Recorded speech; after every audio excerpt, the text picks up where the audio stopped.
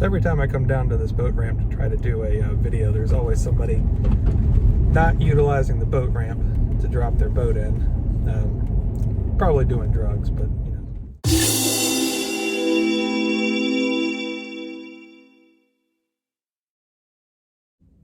Hey, what's up everybody? Welcome back to the RVA Rover channel. It's been a little bit, so I wanted to give a quick update. If you follow me on Instagram, this is old news. Defender steel wheels to my LR3. They're from a 2020 base Defender. They are just the stock wheels. I get so many questions about these, what I had to do to get them to fit, what size tires I'm running, all kinds of stuff. And really, it couldn't be simpler. Take the old wheels off, put the new ones on. It gives a slightly better offset, so it's got a little more aggressive look. Caliper clearance, there's plenty of it. Rotor clearance, no issues at all there with the back of the wheel. Bolt pattern is exactly the same. No crazy hub spacers or anything like that. There's a few things you need to know about the lug nuts. Obviously you need the stock lug nuts. If you can see, there's a little lip on the lug nut.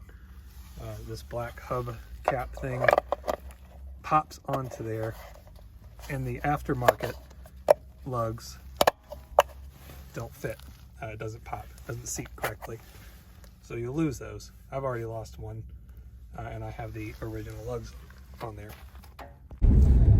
So anyway, the wheels, I wanted something different. Everybody has the Terrafirma or Atlantic British steel wheels, and those look great. Don't have any issues with those. Addicted Motors has them on his truck, and I think they look great. I wanted to do something a little different to begin with. In addition to not just having the standard black steel wheels, obviously I love white steel wheels. I've got the the Wolf white wheels from Land Rover on my Series, and I just love the look, so I wanted to do that on the LR3.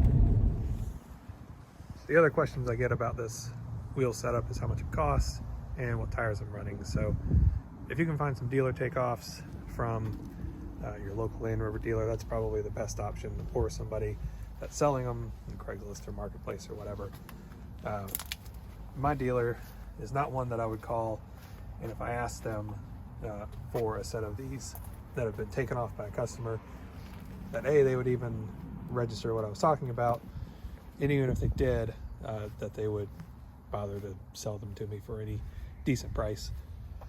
So instead of buying them new, I looked on Craigslist and actually found some in Texas.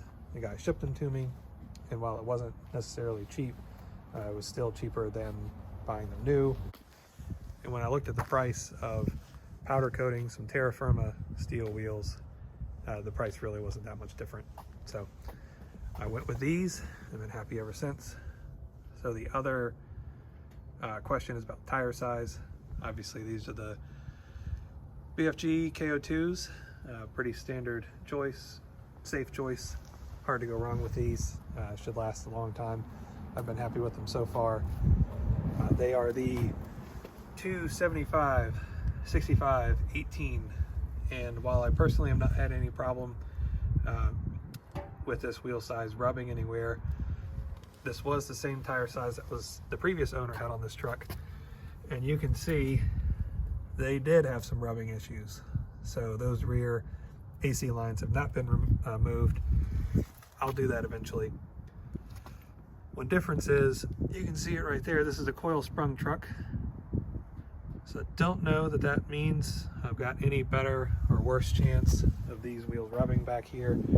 If I happen to be somewhere and get some really, stuff them up there with some really heavy articulation, I'll likely move it so that I don't find out the hard way. Maybe I was a little disingenuous to the boat ramp non-boat users earlier. I'm sure they were there making an important phone call or a very informative YouTube video like I was. Thanks again for watching. I'll see you again soon.